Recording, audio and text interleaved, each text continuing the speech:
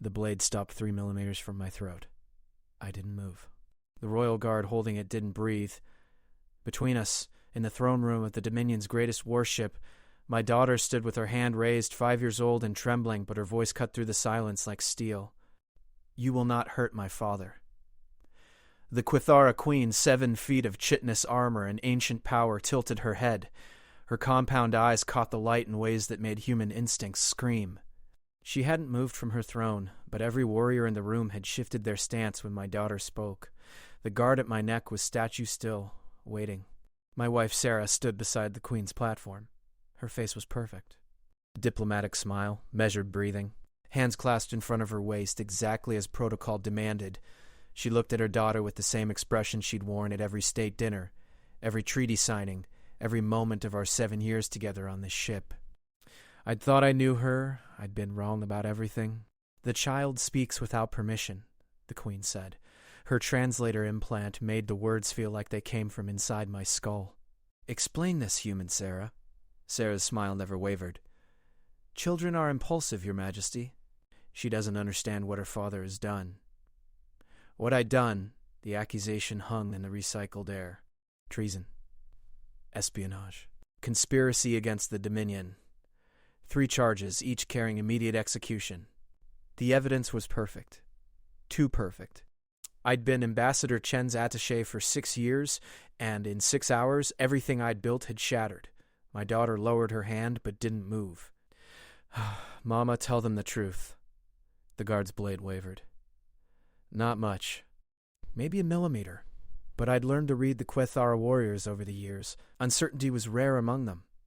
Uncertainty near the queen was unheard of." "The truth has been presented," Sarah said. Her voice was gentle, the same tone she used for bedtime stories. "Your father made mistakes, sweetheart. Now he must face consequences." I watched my wife's face and saw nothing. No grief. No anger.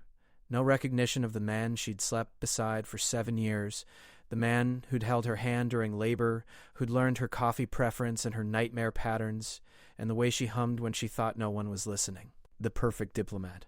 The perfect wife. The perfect lie. "Remove the child," the queen commanded. 2 guards moved toward my daughter. She didn't run. She stood her ground, small and terrified and impossibly brave, and said, "I invoke family testimony rights under the Preservation Accords." Every Quithara in the room froze. The Preservation Accords were ancient, older than the Dominion itself. They protected bloodlines, ensured that families could speak in defense of their members before execution.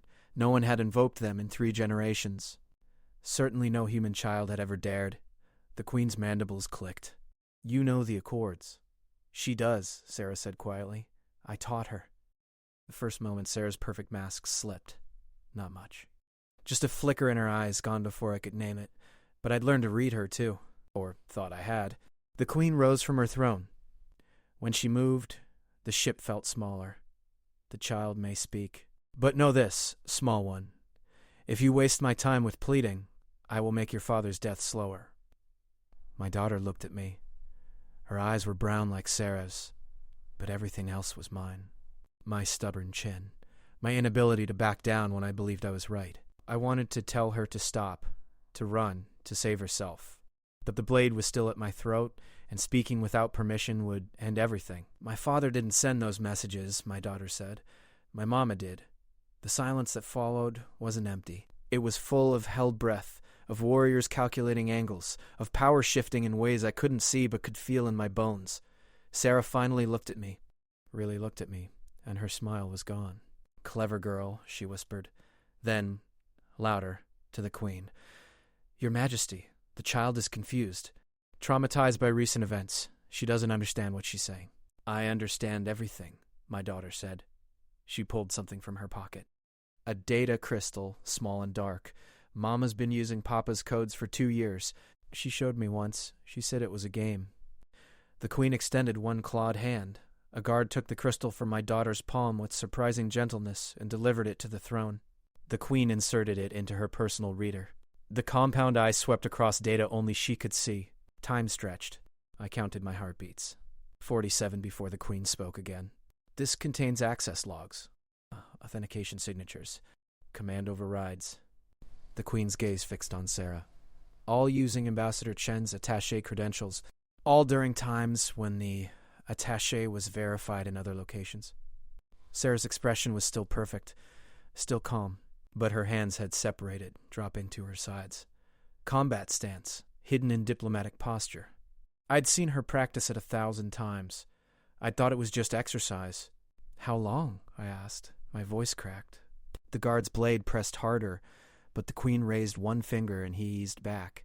How long have you been Dominion intelligence? I said. Sarah met my eyes. Since before we met.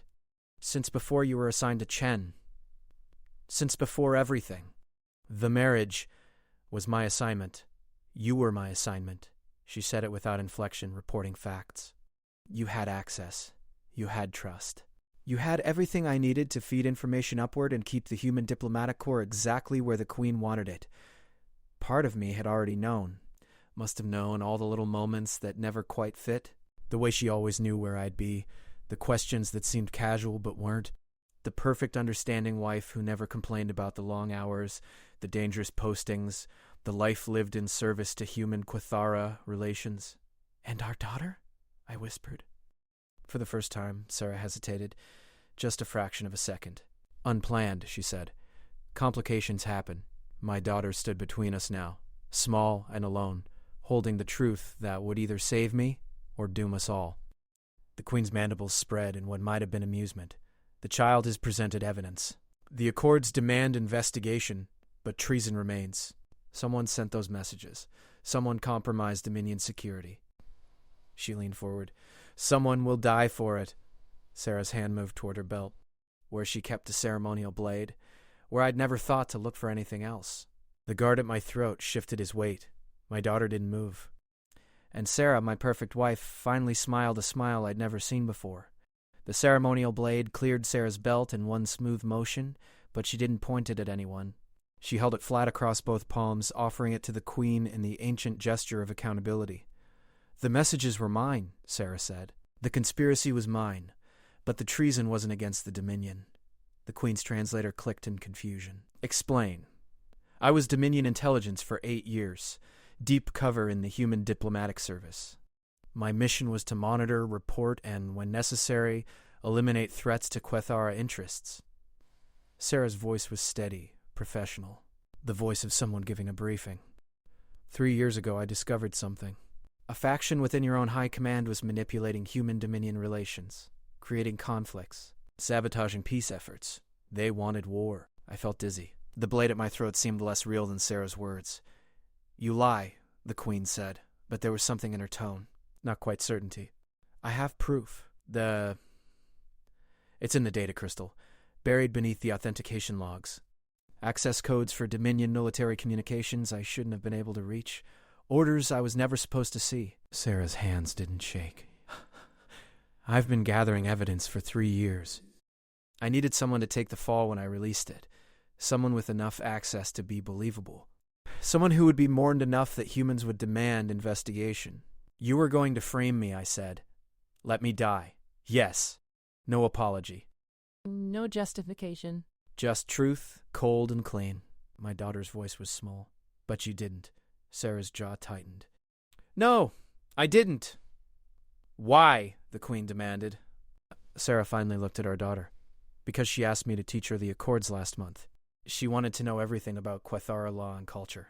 She said when she grew up she wanted to be like her papa. Someone who built bridges instead of walls. Her voice cracked. Just barely. I realized she'd use them. I realized she'd figure it out. So I modified the plan. Put the crystal where she'd find it. Made sure the evidence would surface. You wanted to be caught, I said. I wanted the truth to surface without you dying. I hadn't decided if that was possible. Sarah turned back to the Queen. The faction is called the Talon Council. 7 high commanders who believe peace with humans is weakness. They've been engineering incidents for 5 years.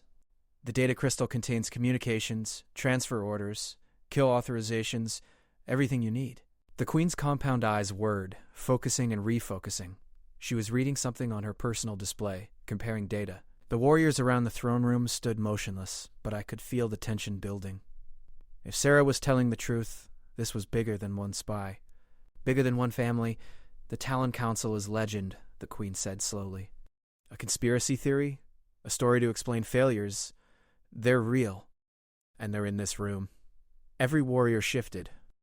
Hands moved toward weapons. The guard at my throat pressed the blade back against my skin, and I felt blood well up, warm and wet. Careful, human, the Queen warned. Accusations without proof are suicide. Sarah's smile was sharp. I didn't say they were warriors. I said they were in this room. She pointed at the wall, at the observation gallery where high-ranking officials watched sensitive proceedings. 7 Quithara stood there, their ceremonial armor marking them as commanders, their faces impassive behind their chitinous features. Those 7 checked their communications logs against the data, checked their transfer orders against suspicious incidents, check where they were when peace talks failed, when human colonies were raided, when diplomatic vessels went missing. Sarah's voice rose. Check everything, Your Majesty, because they're betting you won't. They're betting you'll execute me for treason and bury this quietly. The Queen was very still. When she finally moved, it was to gesture to her personal guard captain. Detain them, all 7, for questioning. The commanders in the gallery didn't protest, didn't resist. They simply looked at each other with the calm of people who had prepared for this possibility. One of them spoke, his translator carrying clearly. You believe a human spy over your own warriors?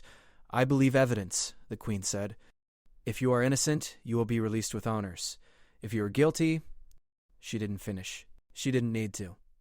Warriors moved into the gallery. The 7 commanders went quietly, but I saw the look they gave Sarah. Pure hatred. They'd gambled and lost, and they knew it. The guard finally removed the blade from my throat. I touched the wound, felt sticky blood, and realized my hands were shaking. Papa? My daughter ran to me. I caught her, held her against my chest while she cried. She'd been so brave. So impossibly brave. Sarah watched us. Her face was neutral again, the perfect diplomat's mask back in place. But her eyes were wet. You used me, I said over my daughter's head. Used our marriage. Our family. Everything. Yes. For how long was any of it real? Sarah looked away. I don't know anymore. The Queen's mandibles clicked. Human Sarah, you have confessed to espionage, to manipulation, to conspiracy? The Talon Council's guilt does not erase your own. I know. You will remain detained until investigation is complete. If your evidence is accurate, your sentence will be complicated. If you have lied, you will die with the traitors you have named. Understood. 2 guards moved towards Sarah. She went with them without resistance, but before they led her away, she looked at our daughter one more time. I'm sorry, she said, for what that's worth. My daughter pulled away from me, wiped her eyes, and walked to her mother. Sarah knelt down, and they were eye level.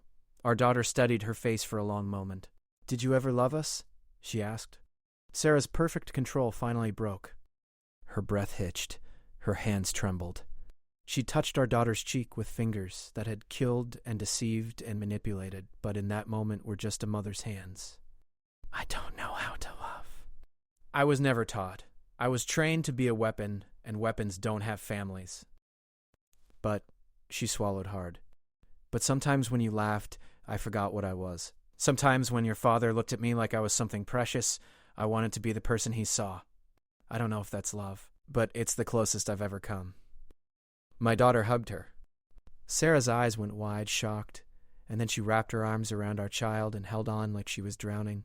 The guards waited. The Queen waited. I waited, watching my wife, my assignment, my lie, my complicated truth, say goodbye to the daughter she'd never planned for. When they pulled apart, my daughter said, I'll wait for you. Sarah nodded, not trusting her voice. The guards led her away, and she didn't look back. The Queen regarded me with those alien eyes. Your wife is a remarkable operative. Ruthless, efficient. She would have made an excellent Quithara. She's human, I said quietly. She just forgot for a while. Perhaps, the Queen tapped her throne's armrest. You are free to go, ambassador's attaché. The charges are dismissed, but this ship is no longer safe for you or your child. I will arrange transport to the human diplomatic station within the cycle. What about Sarah? That depends on the investigation, and on whether the Talon Council has more allies than we know. The Queen's tone carried warning. You should hope she told the truth. I took my daughter's hand. We walked out of the throne room together, past warriors who watched us with unreadable expressions, through corridors I'd thought I knew. Everything had changed. My wife was a spy. My marriage was an operation. My life had been part of someone else's mission. But my daughter's hand was real, small and warm and trusting. "Papa?" she said as we reached our quarters. "Yes, sweetheart? Is Mama going to be okay?" I thought about Sarah's face when she'd confessed. The calculated risks. The careful planning. The moment of genuine emotion when she'd held her daughter. "I don't know," I said honestly, "but she's the most capable person I've ever met. If anyone can survive this, she can." Not much. We'd never accumulated many possessions on a Dominion warship. I found photos on my personal pad, 7 years of memories. Sarah smiling at our wedding. Sarah holding our newborn daughter. Sarah at diplomatic functions, at quiet dinners, at moments I'd thought were private and precious. Every image was a question now. Which smiles were real? Which moments were performance? Did it matter if I'd been happy, even if it was built on lies? My daughter found her mother's jacket, the one Sarah wore on cold cycles. She held it against her face, breathing in the scent. "She taught me the accords because she knew I'd use them," she said. She could have just changed her plan, could have found another way. "But she taught me how to save you." "Maybe," I said. "She loves us, Papa, in her way." "I know she does." I wanted to tell her she was wrong. Wanted to explain that love didn't work like this, didn't use and manipulate and deceive. But I looked at my daughter's face, saw Sarah's eyes looking back at me, and I remembered the moment in the throne room. The crack in the perfect mask, the trembling hands. Maybe love was different for someone trained to be a weapon. Maybe it was smaller, more broken, but still real. "Yeah," I said. "In her way." The transport to the human diplomatic station took 3 cycles. We spent them in a small passenger cabin, watching Quathara space slip away through the viewport. My daughter drew pictures. I filed reports trying to explain the unexplainable to human command. On the 2nd cycle, a message arrived. Audio only, encrypted with codes I shouldn't have known, but did because Sarah had shared them once, late at night, when she'd been half asleep and I'd been warm against her. "The investigation confirmed everything," Sarah's voice said through the static. 7 commanders. 43 subordinate conspirators. 5 years of manufactured incidents. The Queen is. Displeased is probably too mild a word. They're calling it the greatest internal betrayal in Dominion history. She paused. I could hear her breathing. Still controlled even now. They're offering me a choice. Execution for my crimes or conscription. 20 years of service to the Dominion as penance. They say someone with my skills is too valuable to waste. A bitter laugh. I'm choosing service. Figured you'd want to know I'll be alive. Somewhere. Another pause. Longer this time. I know I don't have the right to ask, but tell her I'm sorry. Tell her that every moment I spent teaching her about the accords, about diplomacy, about building bridges, those were real. I never faked being proud of her. I don't know how to fake that. The message crackled. And tell yourself I would have told you. Eventually, if there had been time. If I'd been braver. If I'd been more human and less weapon. Her voice dropped to a whisper. I did love you. I just didn't know it until it was too late. The recording ended. I sat in the dark cabin listening to static while my daughter slept in the bunk across from me. Sarah was alive. That should have been enough. Should have been something. Instead, I felt hollow. We reached the human station on the 3rd cycle. Ambassador Chen himself met us at the docking bay, his face grave. I'm sorry, he said. I reviewed the files. Everything she did using your access, your reputation. I should have caught it. No one caught it, I said. That was the point. Still. Chen looked at my daughter, then back at me. Earth wants you both home. Full debriefing, counseling, reassignment. The Dominion Liaison Office is requesting you specifically for future negotiations. Apparently the Queen was impressed with your daughter's invocation of the Accords. But take time first. Process everything. I nodded, not trusting my voice. We took a shuttle to Earth, watched the blue marble grow larger in the viewport. My daughter pressed her face against the glass, eyes wide. Will we ever see her again? She asked. I don't know, sweetheart. 20 years is a long time. Yes, I'll be grown up by then. Maybe I'll be an ambassador. Maybe I'll negotiate a treaty that brings her home. She said it with such certainty. Such faith. I wanted to tell her that life didn't work that way, that Sarah would serve her 20 years and disappear into whatever life former spies built for themselves, that we'd never see her again, that it was better that way. But I looked at my daughter's face, saw the determination there, and I thought about how she'd stood in front of the Quethara Queen and demanded truth, how she'd invoked ancient laws and saved my life, how she'd hugged her mother even knowing what she was.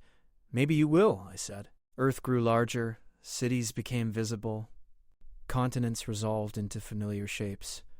Home after 7 years in space. But home felt strange now. Everything felt strange. We landed in Geneva, Earth Alliance headquarters. Stone buildings and green parks and human faces everywhere. It was overwhelming after so long surrounded by Quethara. The debriefing took 2 weeks. Different officials, same questions. What had I known? When had I suspected? Had my wife ever shown signs of divided loyalty?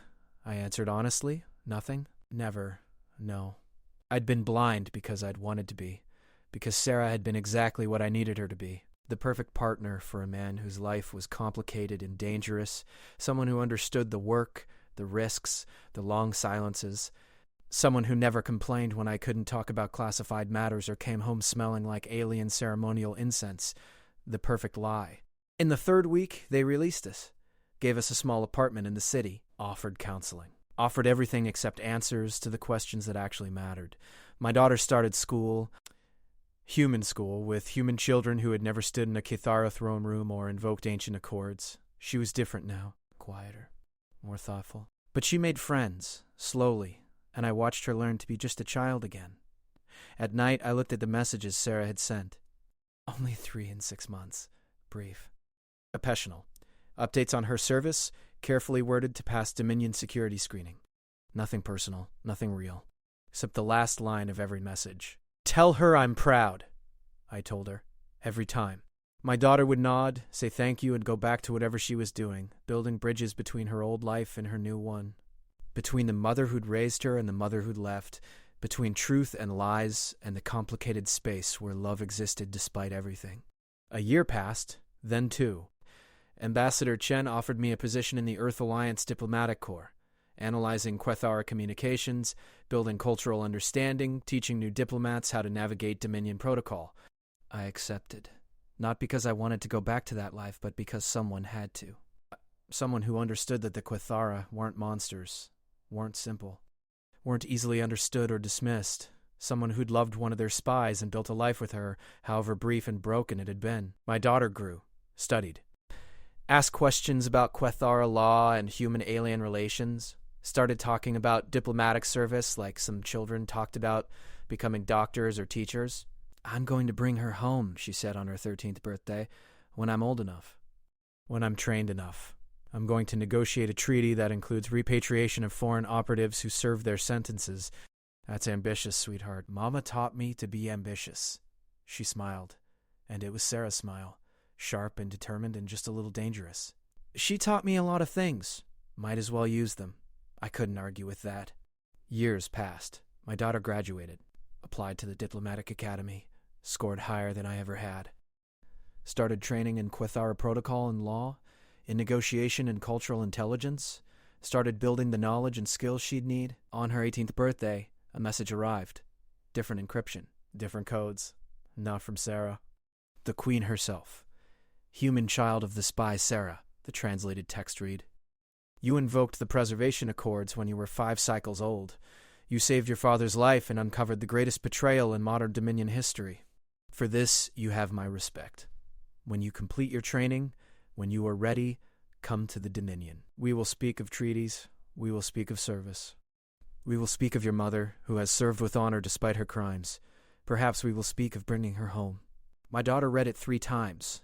Then she looked at me with tears in her eyes and said, "See? I told you." I held her while she cried, pride and grief and hope all mixed together. Sarah had given us this. Not intentionally, maybe.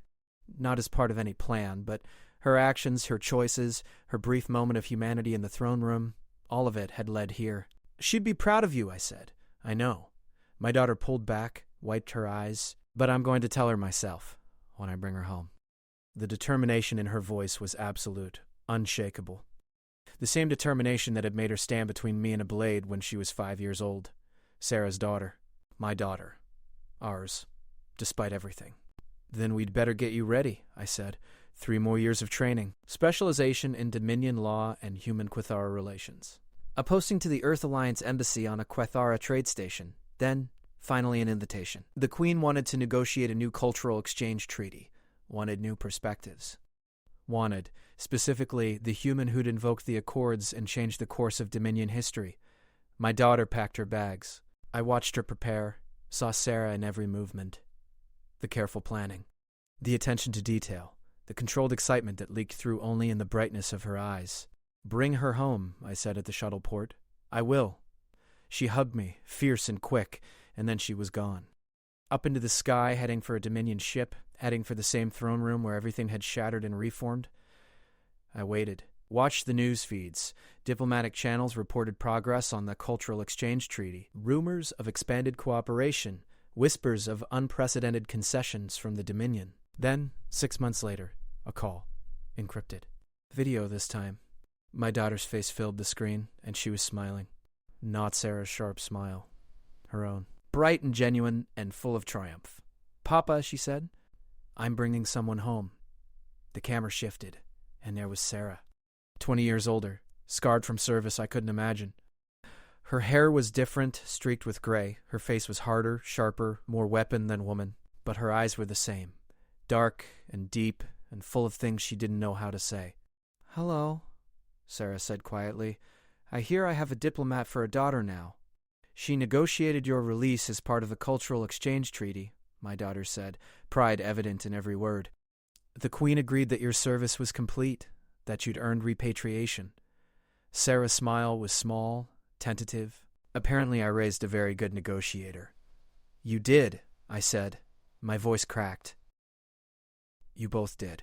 The call lasted an hour. We talked about small things, big everything and nothing. Sarah told stories about her service, carefully edited. My daughter explained the treaty, the negotiations, the moment the Queen had agreed. When the call ended, I sat in the dark apartment and let myself feel everything I'd locked away for 20 years. Anger, grief, love, hope. All of it tangled together in a mess I'd never fully sort out. But Sarah was coming home. Maybe home would be different now.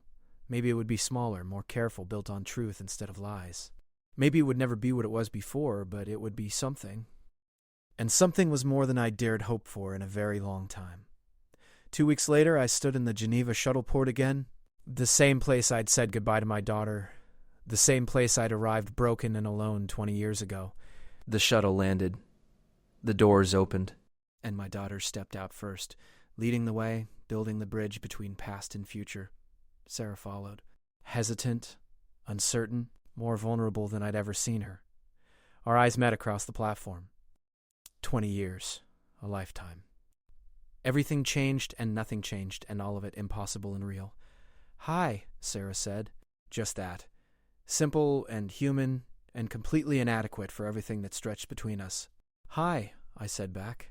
My daughter looked between us. Then she smiled, her own smile, bright and hopeful, and said, I'll give you two a moment. She walked away. Left us standing in the shuttle port, former spies and diplomats and partners, trying to figure out how to be something else now. Sarah took a step forward. I don't expect forgiveness or understanding, but I wanted to say thank you for raising her, teaching her to be better than I was. She learned from both of us, I said. The good parts were you, the brave parts were you. Sarah's breath hitched, that small tell that meant her control was slipping. I don't know how to do this. Normal life. I've been a weapon for so long. Then we'll figure it out together. I took a step forward, close enough to touch but not touching. Day by day, truth by truth. No more lies! No more lies! She echoed. Behind us, our daughter watched with hope in her eyes. Around us, the world continued. Shuttles landed and departed. People moved through their lives, unaware that something impossible was happening in their midst. A spy coming home, a family rebuilding. Bridges forming where there should only be ruins. Sarah reached out. Her hand trembled. I took it anyway. Felt the scars, the strength, the uncertainty. Held on like maybe this time we could both be real. Welcome home, I said. And for the first time in 20 years, Sarah's smile was genuine, soft, human. Thank you, she whispered, for waiting. We stood there, holding hands like new lovers instead of old partners, while our daughter smiled and the world turned, and the future spread out before us, uncertain and fragile, and full of impossible hope. It wasn't perfect. It would never be perfect. But it was real. And real was enough.